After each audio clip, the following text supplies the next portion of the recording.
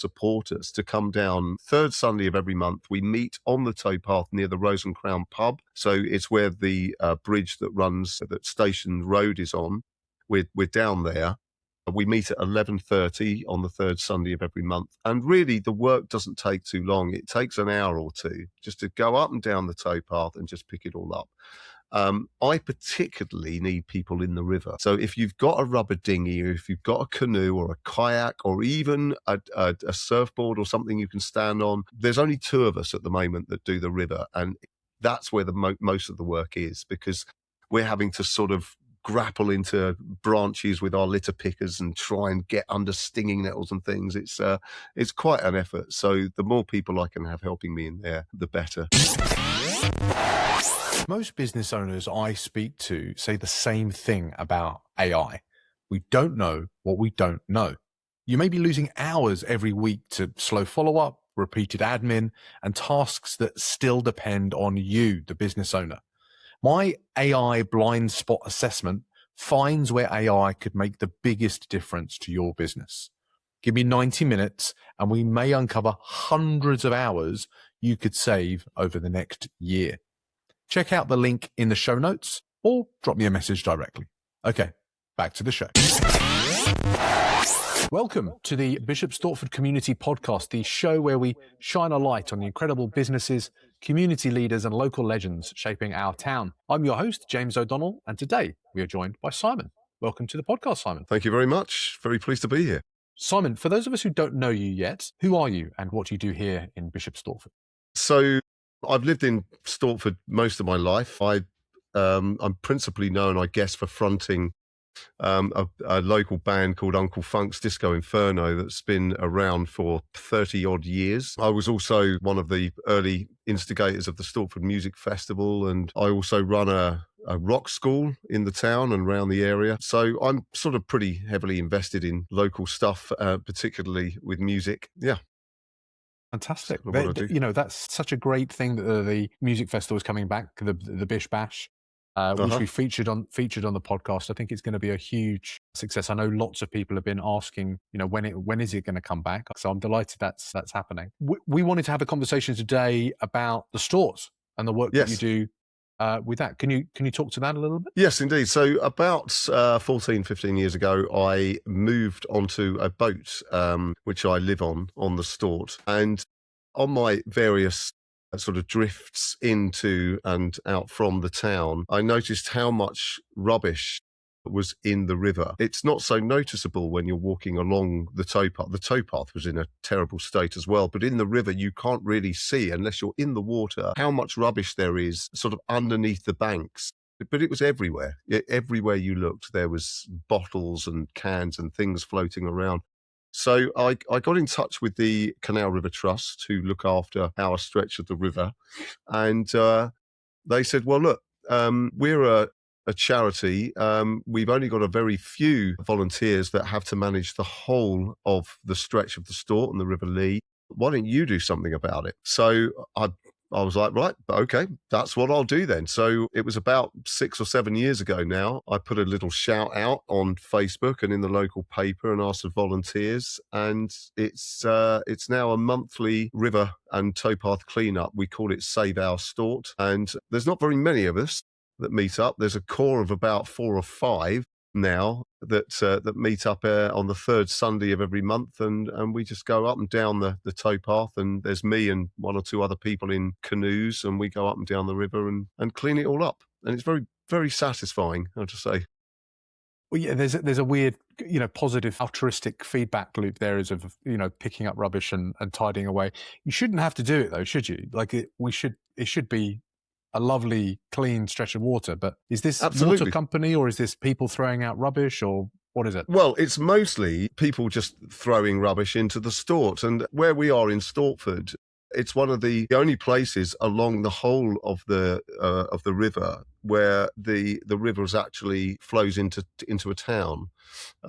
Pretty much for the rest of the navigation, it avoids the middle of the town, so it doesn't get as much rubbish thrown in. But here is where it all happens. So, and because the navigation ends in Stortford, it's great that we can grab it here And that means that the rest of the river is then pretty much nice and clean. And they've certainly noticed it much further up the navigation in Sawbridgeworth and beyond, that the river is a lot cleaner as a result of us doing the work where it's needed most.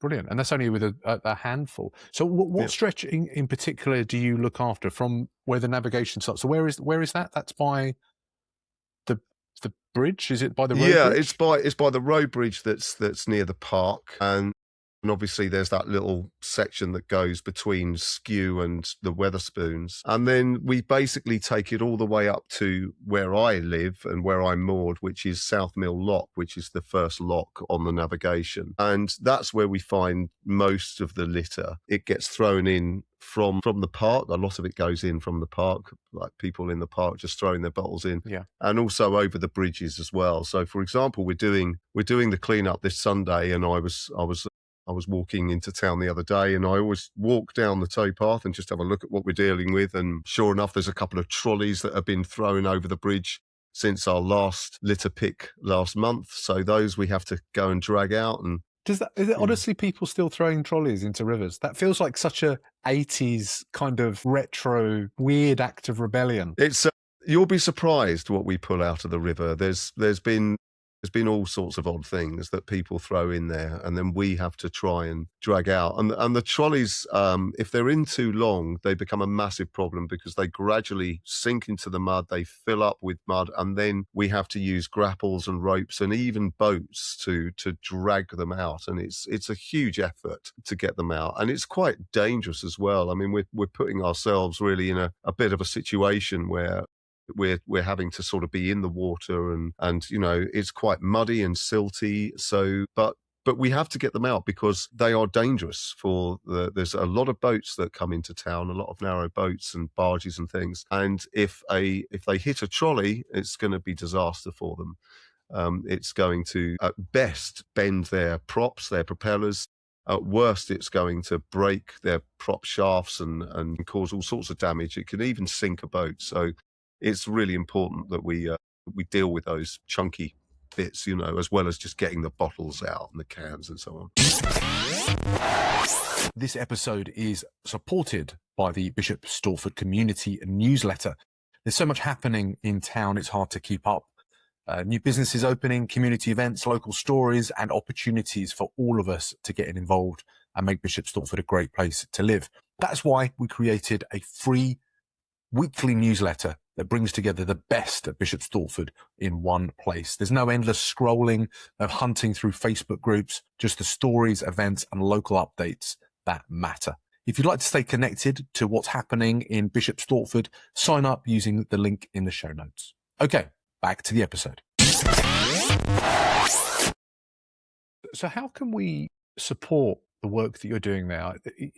I'm guessing that's, don't throw things in, actually, come down and support the work that you're doing. Is there anything else that we should be doing more as a community to keep the Stort clean? Well, it would be wonderful, wouldn't it, if no one threw anything in there? That's never going to happen. There's always going to be people, and it's not just kids. I hasten to say, I've spotted people and called them out for just nonchalantly throwing their bottles in the river. One person on one occasion did it right in front of us where we were litter picking. There was a lady with her two children feeding the ducks from some bags and some Tupperware, and then she just threw all of the rubbish in the river when they'd finished in front of her children. It's quite crazy what you see, really. So yes, of course, if people could stop doing that, because I don't think sometimes people appreciate that it's members of the public that are clearing up after them.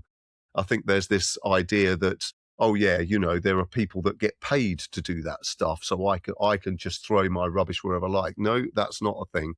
The other thing is, yes, to support us, to come down third Sunday of every month. We meet on the towpath near the Rose and Crown pub. So it's where the bridge that Station Road is on. We're down there. We meet at 11:30 on the third Sunday of every month. And really, the work doesn't take too long. It takes an hour or two just to go up and down the towpath and just pick it all up.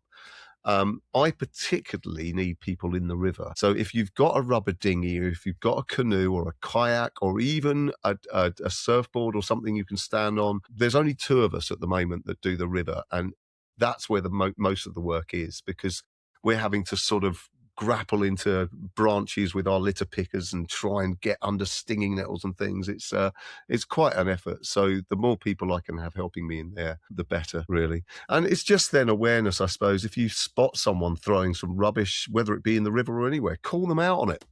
Just point the finger and say, "Oi, pick that up," and perhaps we'll have a cleaner town as a result. Yeah, it should be something that we've got a bit of civic pride about.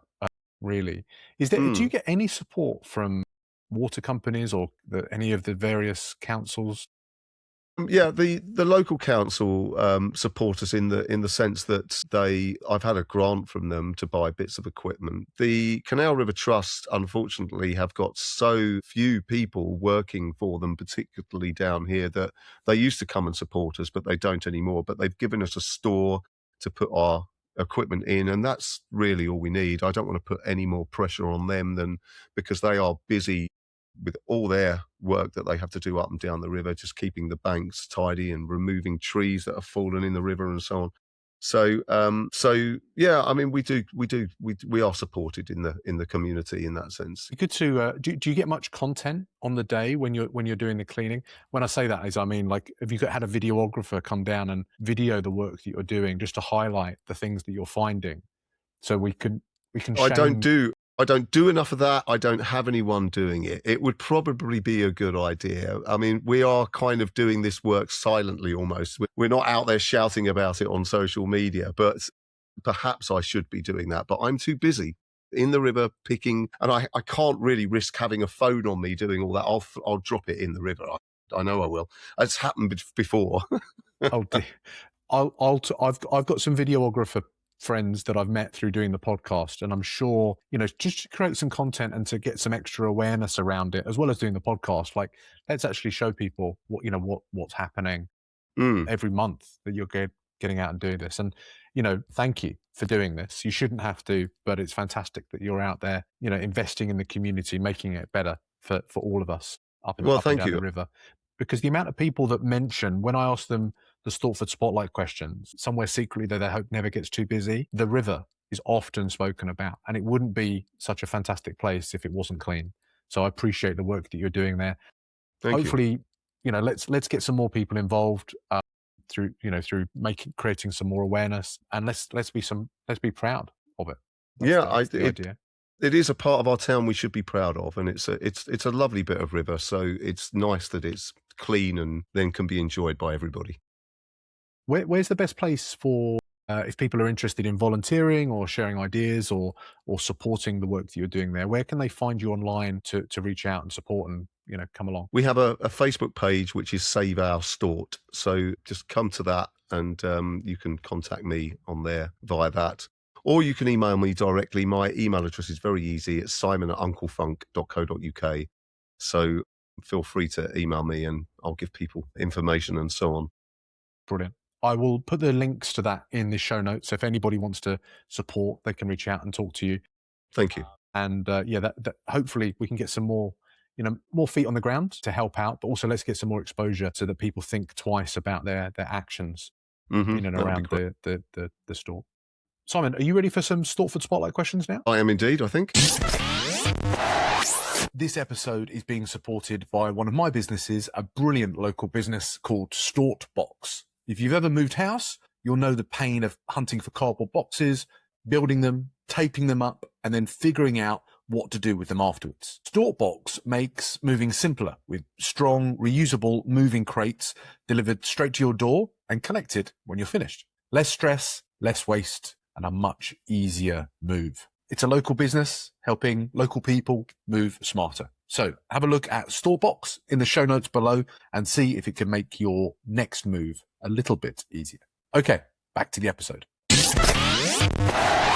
Fantastic. These are 3 super fast questions that we ask every guest that comes onto the Bishop Stortford Community Podcast. First question. If you could put one sentence on a billboard in Jackson Square, what would it say and who needs to hear it the most? Well, if I'm being on point here, it would be stop throwing litter. And whoever's doing that needs to hear that the most. I know that we don't have an awful lot of bins and things in town, but it doesn't take anything to take your litter home with you. So stop throwing litter. Yeah, it's remarkable the amount of people that wear clothes that have pockets in them. That's what I always think. And that's what I try and teach my sons. Put it in your pocket, take it Yeah, home. You can sort it out exactly. later. That's a great show. That should definitely be a billboard outside Jackson Square as well, Simon. I concur. Question 2. Where do you go in Stortford that you secretly hope never gets too popular? But this is an interesting question, right? Because it's almost counterproductive. If it's a business or if it's something that I want it to be really popular, so it has to be like people were saying, the river. I would say the nature reserve and the Bluebell Woods. One of my favourite places to go. I don't want that to be overrun with people. I'm not even going to tell you where they are. That's absolutely perfect, Simon. That's exactly the kind of niche space that we're looking for. Thanks for that. And question 3, who's doing something special in town that more people need to know about? Well, definitely Twig and the Bish Bash team that now run the Stortford Music Festival. I would say everyone, please come to the festival and support that, because it's very, very difficult these days to run it and it costs an awful lot of money. So the more people that support it, the more regularly they can put it on. Hopefully every year we could have a festival. So definitely them, and also Dan and Faye, who run Hoodoo Radio, which is our local radio show. They need as much support as they can get as well. And it's a really fun radio program, and there's a load of fun shows on there. So definitely those guys too. Brilliant. We will link to those so that anybody that hasn't come across them at all can find out more about them. We want to get more people along to the Bish Bash. Let's get both days sold out. That would be such a fantastic weekend for the town. And when you're there, put your rubbish in your pockets. Absolutely. Don't let it get in the river. Absolutely. Thank you. What's the name of your group again on Facebook? So it's called Save Our Stort. Save Our Stort. Excellent. We'll link to that. SOS. So everybody can go along, support that, see the work that Simon and the other volunteers are doing, and help out in any way they can. That's a wrap, Simon. Thank you so much for joining us today on the Bishop Stortford Community Podcast. Thank you, James. It's been a pleasure. No problem. It's been Thank you. Fantastic talking through with you. If you've enjoyed this episode, the best way you can support us, the show, is to hit follow, leave a quick review on YouTube, Apple, or Spotify, wherever you're watching or listening to this, and then share it on your socials, or maybe share it with someone in town who's not on social media, that's always complaining about the litter. Go out and help Simon make the Stort a cleaner stretch of river, and support the incredible ecosystem that we've got on our doorstep. And if you've got a local legend, someone that's investing in the community to make Bishop Stortford a better place for us all to live, that you think we should feature next on the podcast, drop their name in the comments below. I can reach out to them, invite them on the podcast. Again, Simon, thank you so much for today, for joining us on the Bishop Stortford Community Podcast. Thank you very much. Thank you.